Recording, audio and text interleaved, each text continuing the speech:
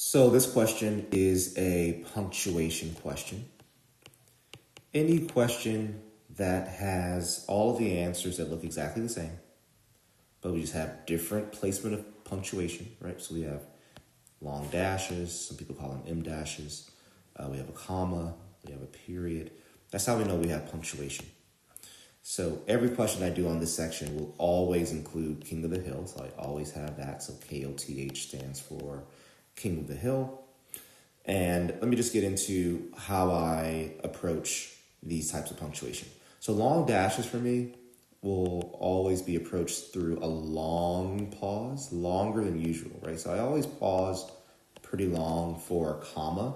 And I do that just because, my brain moves pretty quickly and I want to make sure that it catches up with the fact that I'm pausing. So I pause even longer for long dashes. Also for long dashes, I like to look around to see if there's any other long dashes elsewhere, because there's something that I call like a flanking long dash. Looking around, I don't see those, so I'm not going to be concerned about that. And what I mean by that is, is there a long dash used elsewhere, like not within the blank and side of the passage? And there isn't, so I'm not going to even concern myself with that. So really, it's just the long pause nature of this. All right, so let's get started. Let me show you how I do it.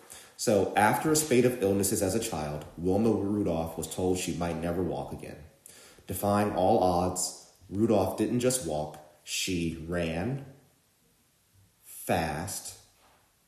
During the 1960 Summer Olympics in Rome, she won both the 100. Okay, so I can even tell just there that A does not seem right at all, right? Like pausing long between ran and fast, and then between fast and during doesn't seem grammatically correct to me at all.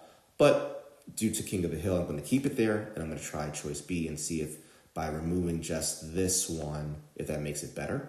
So choice B, after a spate of illnesses. In fact, I don't have to start there. I'll start here with defying all odds. Defying all odds, Rudolph didn't just walk, she ran fast during the 1960 Summer Olympics. I think it's better because you're removing one. So I'm going to say A is gone. B is the king right now of the hill. B is better than A. And now how about C? What does C do? So C puts a comma here after fast, which really is still inserting a pause, just like we had in choice A, which means I'm automatically going to say that B is better than C, right? Because if I liked B better than A, because it removed a pause from between fast and during, then why would I think that C is better than B by putting that pause right back? So let's keep going. All right, so choice D then. So we're B versus D. So choice D, after a spate of illnesses as a child, Wilma Rudolph was told she might never walk again. Defying all odds, Rudolph didn't just walk, she ran fast. During the 1960 Summer Olympics in Rome, she won both the 100 and 200 meter dashes and clinched first place. Okay, so what's different? While it may sound the same in terms of the fact that I am pausing after fast before reading during, the function of a period is very different from the function of a comma, which we crossed out in choice C. It's very different from the function of a dash, which we'd crossed out in choice A. Right? It's basically saying that we're starting a brand new sentence with the word during. So my question now is, if I stopped at fast, would that be a complete sentence? Right? So defying all odds, Rudolph didn't just walk, she ran fast, period.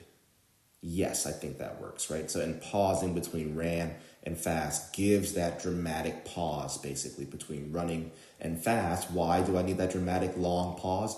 Because we just read that she was told that she would never walk again, and that's why it's important.